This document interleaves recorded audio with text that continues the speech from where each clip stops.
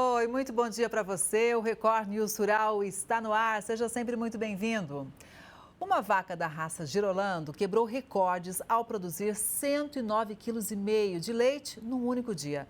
O registro histórico aconteceu na cidade de Pedra, no agreste de Pernambuco. Olha só. Esmeralda nasceu aqui na fazenda Lenira Paz, na zona rural de Venturosa, no agreste de Pernambuco. Com 130 hectares de terra, a fazenda abriga 200 cabeças de gado voltadas à produção de leite e queijo. São 1.500 litros diariamente. A estrela desse plantel é da raça Girolando, pesa 700 quilos e chamou a atenção do mundo rural ao bater um recorde nacional na produção de leite em 2 ordenhas. O feito histórico foi alcançado no final do mês passado no torneio leiteiro, que é considerado o maior do Brasil na cidade de Pedras, no agreste de Pernambuco. Ao todo, 102 animais participaram, onde Esmeralda levou a melhor com uma produção de 109,5 kg de leite em 2 ordenhas. A gente fez de tudo para que ela chegasse bem no torneio leiteiro e ela chegou muito bem e graças a Deus a gente teve um resultado expressivo. Esse recorde, o que foi que vocês conseguiram coletar após esse feito da Esmeralda? Todos os registros que a gente procurou não tem um animal com essa quantidade expressiva de leite, 109 kg e 500 gramas. Não tem registro, a gente não conhece registro em 2 ordenhas. Tem animais em 3 ordenhas acima de 127 kg para a raça Girolando. Agora, esse resultado que Esmeralda teve, era esperado ou não foi uma surpresa para vocês? Não, a gente tinha a consciência que era um animal diferenciado. Comia muito mansa, e a gente sabia que ela passava do 100. Agora, o que ia passar do 100, a gente não esperava que fosse tão alto, não, do jeito que ela passou, né? Para se ter uma ideia, segundo a Associação Brasileira dos Criadores de Girolando, um animal dessa raça produz em média 21 litros de leite ao dia. Não era para menos que esse recorde chamasse tanto a atenção. A raça Girolando é um melhoramento genético feito através do cruzamento das raças holandês, conhecida pela alta produção de leite, com o gir leiteiro, que apresenta robustez, alta qualidade de leite e se adapta com facilidade às variações climáticas. Para obter o resultado do campeonato realizado uma vez ao ano no município de Pedras, Josimar me contou que foram vários meses de atenção redobrada, sobretudo na alimentação e manejos. A Esmeralda come 20 kg de ração concentrada, 19 de silo, come muito feno à vontade. Ela conseguia fazer no intervalo de 4 horas de uma ração 3 rumos. E a gente não tem dificuldade com um animal no porte dela não, com essas características não, com esse grau de sangue não. Agora, além da ração, tem outros cuidados que ajudam nessa produção de leite? Tem o banho, tem que ter os banhos nas horas certas, olhar sempre a mastigada da vaca durante o rumo, se sobe acima de 50 mastigadas, se a vaca estiver subindo acima de 57 mastigadas, está com saúde de rumo, que isso é um fator muito importante. Esse ventilador ligado em boa parte do dia garante uma temperatura agradável. A cobertura em tecido escuro evita sol no animal que prefere um clima menos quente. São alguns dos cuidados que estão rendendo bons resultados na criação de Esmeralda. Depois do torneio leiteiro, produtores de vários lugares do Brasil estão interessados na genética do animal. A gente tem a intenção de aspirar a vaca para fazer embrião e colocar a venda dos embrião dela. Já tem proposta? Já tem várias propostas já. A dieta dessa atleta foi bem rigorosa nos meses que antecederam o campeonato. Um consumo de 80 quilos de ração diariamente entre 6 da manhã e 10 da noite. Depois da maratona, Esmeralda teve a dieta modificada e reduzida. O momento agora é de recuperação física e um descanso bem merecido.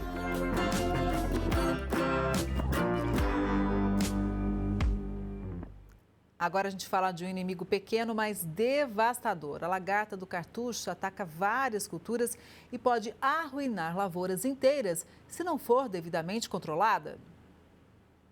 Um bichinho minúsculo, mas com capacidade de fazer um estrago e dar muito prejuízo, destruindo as folhas de várias culturas com um apetite voraz. As perdas podem ir de 40% a 100% em casos extremos. A responsável por tanto dano é a lagarta do cartucho. Estamos numa lavoura de sorgo.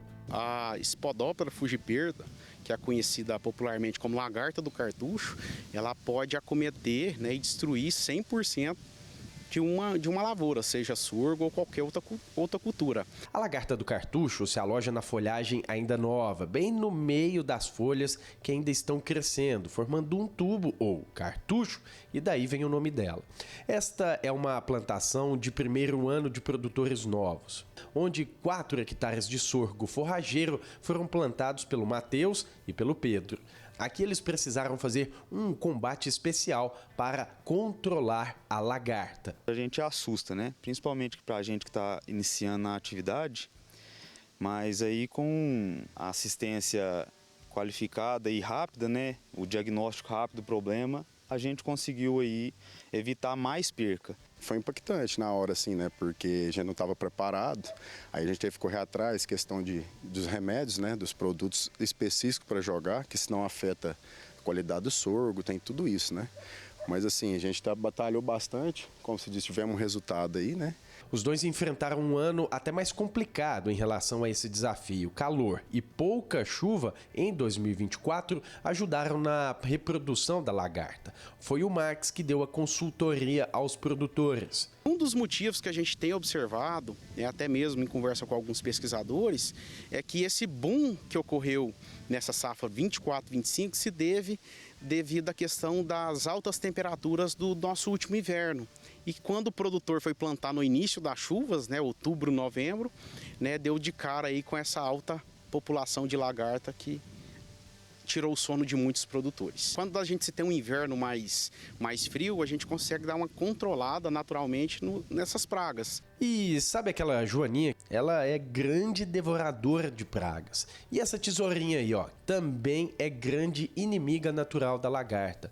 Com o manejo consciente, você pode usar produtos que evitam atingir esses parceiros. Tem produtos, né, biológicos que vai fazer o controle especificamente da lagarta, mantendo assim a população de inimigos naturais positiva na lavoura, que vai ser um aliado e que vai ajudar a controlar, diminuindo assim a possibilidade, né, de ter que fazer novas aplicações e até mesmo utilizar de produtos mais agressivos. O cuidado começa antes mesmo de jogar a semente no chão, né? Controlar a formiga, corrigir o solo, cotar adubo. E também, após a planta crescer, a gente tem que estar dando os combates na data certa, né?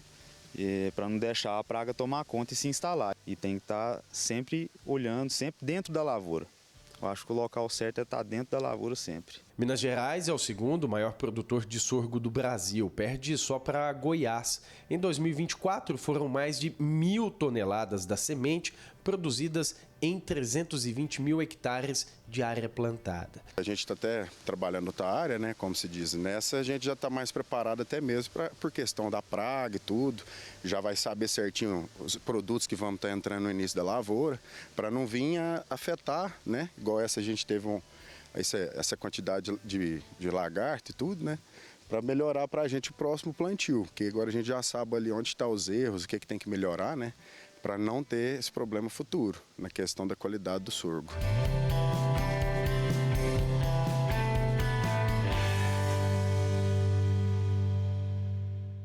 Agora a gente mostra a importância do georreferenciamento para as propriedades rurais aqui no Brasil. O georreferenciamento de propriedades rurais tem se consolidado como uma ferramenta essencial para o desenvolvimento agrícola e a gestão territorial no Brasil. Este processo, que utiliza tecnologias como imagens de satélites e drones, permite a definição precisa dos limites das propriedades. O georreferenciamento é extremamente importante para cada propriedade rural, porque através do geoprocessamento podemos ter as coordenadas geográficas precisas de onde está localizada a propriedade rural. Ao longo dos anos, o avanço das tecnologias de mapeamento e a digitalização dos dados tem transformado o modo como as propriedades são registradas, monitoradas e geridas. O georreferenciamento ele acontece por meio de tecnologias que vai pegar essas coordenadas e colocar em um mapa. Esse geoprocessamento pode ser de forma tradicional, através do ERTK, que pode ser caminhando em cada um dos pontos, dos vértices da propriedade, mas também hoje já temos tecnologias que facilitam esse processo e trazem mais informações, como é no caso dos drones, que tem essa tecnologia e facilita muito com relação à precisão das imagens e também com a rapidez no processo. A partir de novembro deste ano, todas as propriedades precisam estar em dia com esta exigência. A não realização do georreferenciamento pode acarretar em consequências graves para o proprietário, impossibilitando-o de realizar a regularização fundiária e venda do estabelecimento.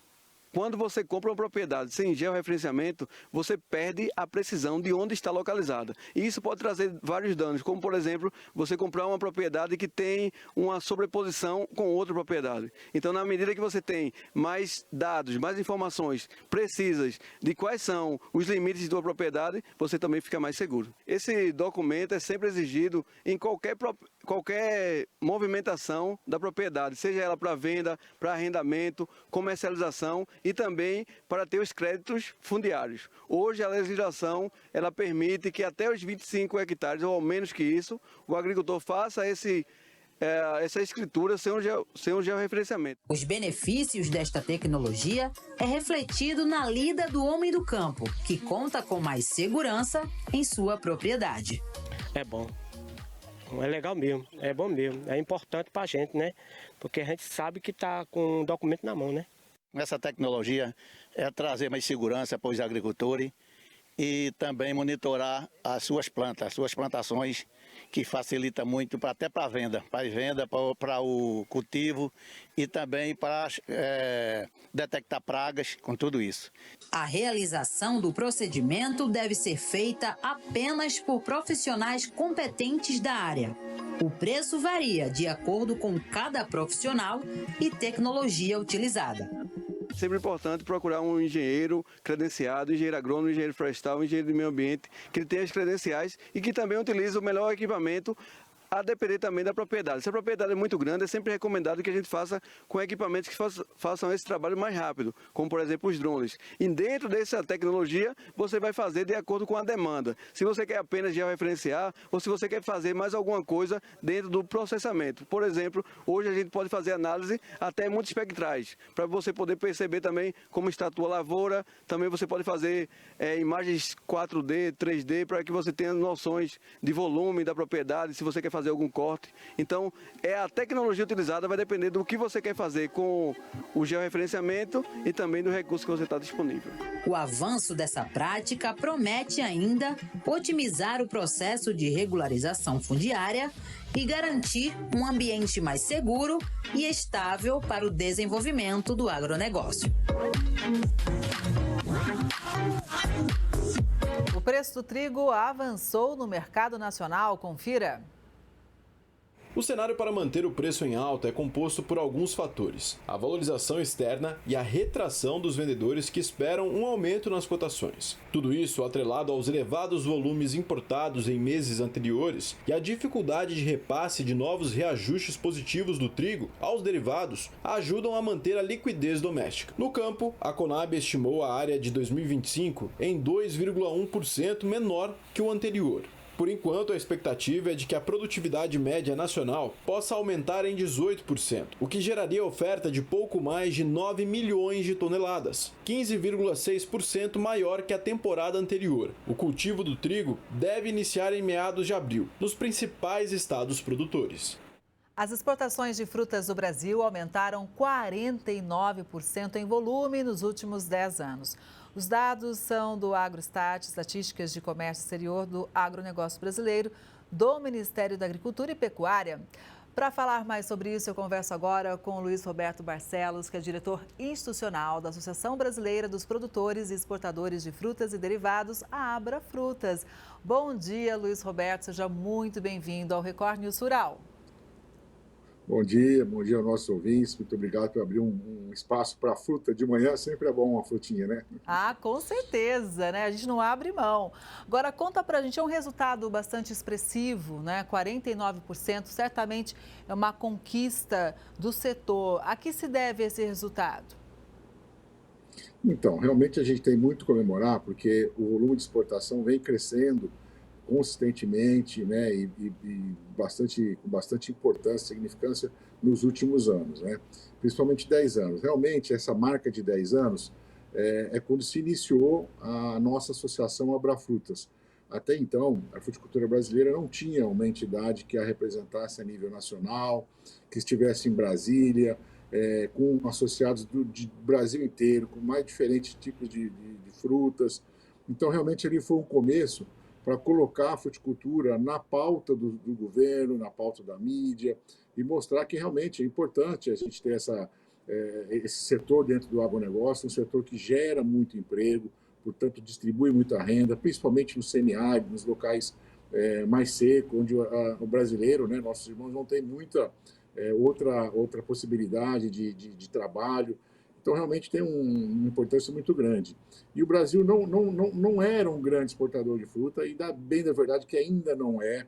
Realmente não exportava quase nada. Para vocês terem uma ideia, o Brasil é o terceiro maior produtor de frutas do mundo, só perde para a China e para a Índia, está à frente até dos Estados Unidos em termos de volume de produção, mas é apenas o 23º exportador. Ou seja, temos aí 20 países aí que produzem menos que o Brasil, mas que exporta mais. Então, essa realidade precisava começar a mudar. Nós precisávamos começar a entender, a conhecer e a explorar esse mercado externo. Tivemos muito desafio, mas realmente, com o apoio do Ministério da Agricultura, com o apoio da Apex, né, da Agência de Promoção e Exportação, a gente conseguiu dar passos importantes e vem crescendo. Realmente, hoje, a gente era realmente lá o 23º, hoje provavelmente já estamos chegando aí perto do 18º, né, nossas exportações já ultrapassaram $1 bilhão, esse ano são quase 1,3 bilhão de dólares. 10 anos atrás nós estamos ali na casa dos 750 milhões. Então, realmente são números que a gente precisa comemorar, porque é bom para todo mundo. É bom para o Brasil, é bom para o consumidor, é bom para os trabalhadores, ou seja, ganha todo mundo. É um ganha-ganha, né? Agora, Luiz Roberto, para ter esse resultado, certamente, né, a Abrafrutas teve um papel fundamental, principalmente nessa parceria, por exemplo, com a Apex, para levar realmente o nosso produto para o exterior.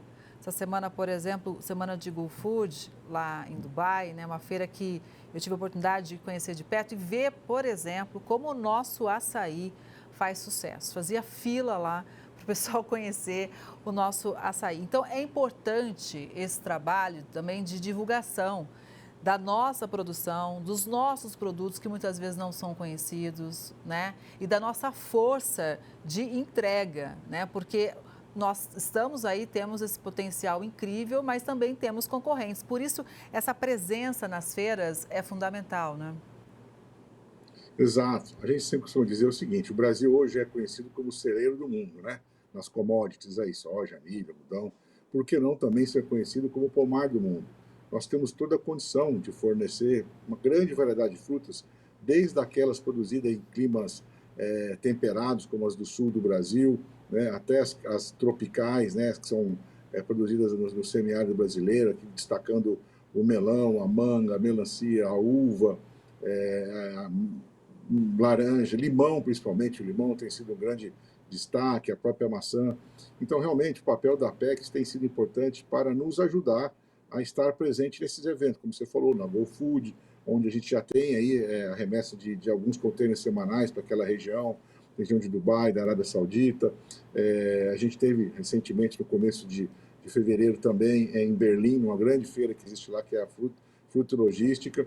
E agora, no final do mês que vem, nós vamos ter a segunda edição da Fruit Attraction, que é uma feira que tem como base em Madrid, que ocorre todo mês de outubro, e é o segundo ano que eles estão realizando essa primeira grande feira na América Latina, aqui em São Paulo, para a gente divulgar as frutas brasileiras.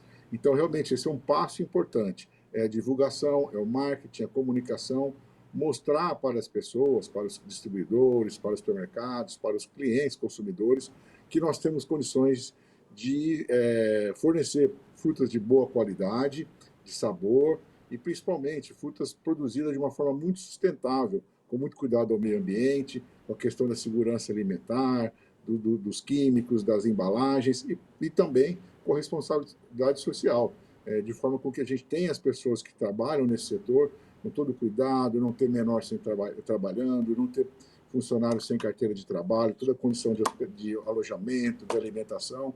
Então, tudo isso também é muito importante estar por trás da fruta, porque no final o consumidor quer estar comendo um produto, né, consumindo um produto que seja sustentável e que não esteja trazendo para o mundo nenhum grande problema climático. Agora, Luiz Roberto, obviamente o resultado é muito importante, é muito positivo, mas certamente existem desafios também. Eu pergunto porque a fruta exige tempo, agilidade, na verdade, da logística para o tempo não jogar contra, né, a qualidade que foi produzida lá no campo. Como é que está hoje essa questão de logística quando a gente fala de exportação de frutas?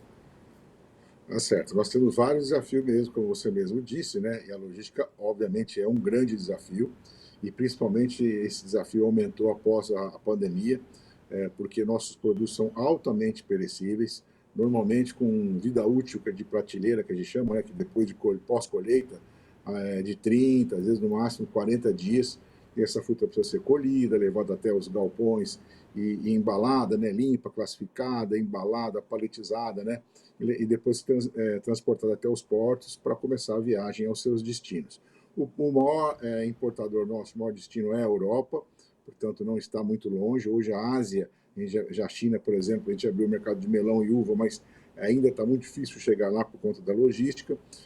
Então, realmente, a gente tem sofrido muito, principalmente depois da pandemia, porque está tendo um problema de concentração na fabricação dos contêineres na China, e os navios também, por causa das rotas e problemas que nós tivemos durante todo o globo, com problemas no canal de Suez, tudo isso tem atrasado. E aí, quando você tem um atraso de um navio, que toda semana ele precisa sair com a sua fruta, porque a programação é semanal. A dona de casa vai toda semana no supermercado comprar suas frutas. E se o navio não vem buscar a fruta, você vai ter na semana seguinte o dobro de volume, aquele que não saiu essa semana e a que tem que sair na semana seguinte. E a dona de casa que não achou sua fruta numa determinada semana porque ela não saiu, porque o navio não chegou, não vai comer 2 frutas naquela semana. Então, realmente, você tem um problema muito sério comercial quando você tem esse tipo de atraso.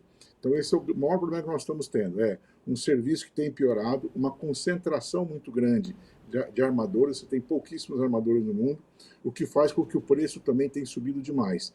Então, realmente, isso tem um peso muito grande no custo de exportação, e isso também acaba afugentando os clientes. Então, acho que hoje o grande desafio nosso é realmente como a gente pode trabalhar melhor a questão da logística marítima, né, que é o grande, vamos dizer assim, modal que a gente utiliza para fazer nossas exportações. Fora isso, nós temos os problemas ainda de portos, né, que não estão ainda equipados com tomadas elétricas para você resfriar os contêineres. Temos um problema muito sério com a fiscalização. O Ministério da Agricultura precisa liberar essas cargas, fiscalizar e liberar. Então, nós temos poucos fiscais para fazer esse trabalho. Muitas vezes não são capazes de fazer a fiscalização no volume que está para ser exportado. Então, muitas frutas acabam ficando para trás. Então, assim, nós não temos ainda um documento eletrônico que acompanha a fruta, né, que chama o fitossanitário. Ele é físico, então precisa ser emitido, impresso, assinado de punho, colocado no correio para isso chegar no cliente. Então, muitas vezes a fruta chega e esse documento não chegou. A gente já poderia ter uma ferramenta de fazer isso eletronicamente, mas ainda não estamos. Então, todos esses são os desafios logísticos que fazem com que a gente realmente continue, em nome da Abrafrutas, representando o setor e tentando evoluir para que a gente possa exportar nossa fruta com muita qualidade. Que o Brasil avance em tudo isso, porque certamente isso impacta na qualidade da fruta que chega lá fora, mas também no preço.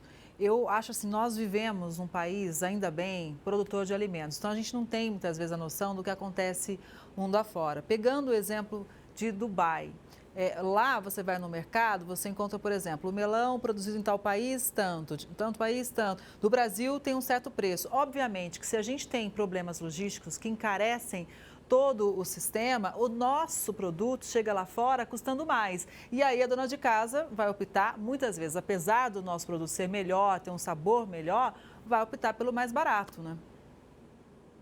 Exatamente. Esse é um problema muito sério, porque realmente quando a gente está fora do preço de mercado, a nossa fruta acaba sendo rejeitada e a concorrência lá fora é muito grande, quer dizer, não é para amadores. Então, realmente, se você não estiver muito bem posicionado, com muito apoio, com muita rapidez, com muita qualidade, a sua fruta acaba ficando para trás. E aqui eu vou dar um outro exemplo de um problema sério que nós temos de competitividade, que são os acordos de livre comércio. O Brasil ainda tem pouquíssimos acordos de livre comércio, com quase ninguém fora o Mercosul. Então, isso faz com que nossa fruta chegue mais cara. Só para dar um exemplo, na Europa, a fruta brasileira paga, na média, 10% de imposto sobre a fruta e sobre o frete. Então, isso encarece muito. Na média, hein? Tem frutas que é 9%, a uva, por exemplo, 14%. E outros países que são concorrentes nossos aqui da América do Sul, como Colômbia, como Equador, América Central, Peru, são todos zero de imposto, né?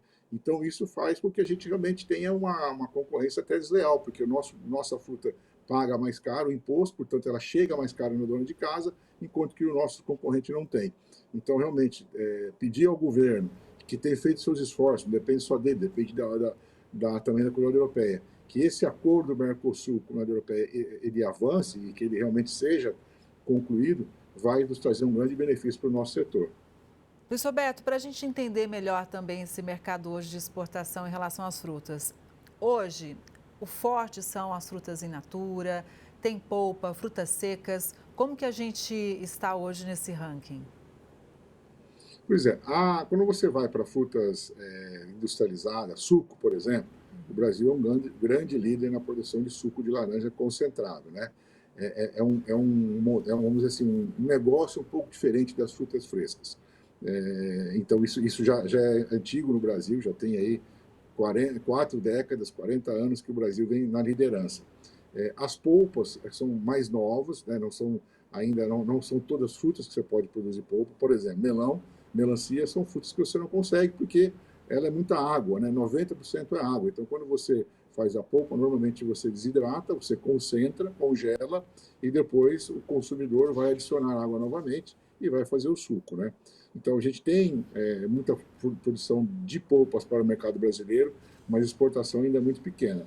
E o mercado que a gente fala, quando a gente fala em 1 milhão e 300 milhões aí, de bilhões de exportação, nós estamos falando da fruta fresca mesmo, aquela que é consumida in natura, né?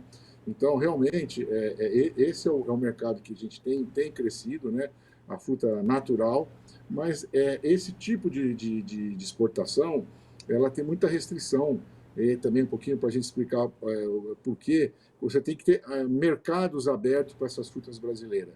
E que isso significa? Que para você abrir um mercado lá fora, um mercado chinês, um mercado árabe ou um mercado europeu, o país que vai receber essa fruta in natura, ela precisa fazer uma análise de risco para saber qual o risco de uma praga poder viajar nessa fruta e contaminar aquele país que não tem aquela praga e trazer problema à produção local.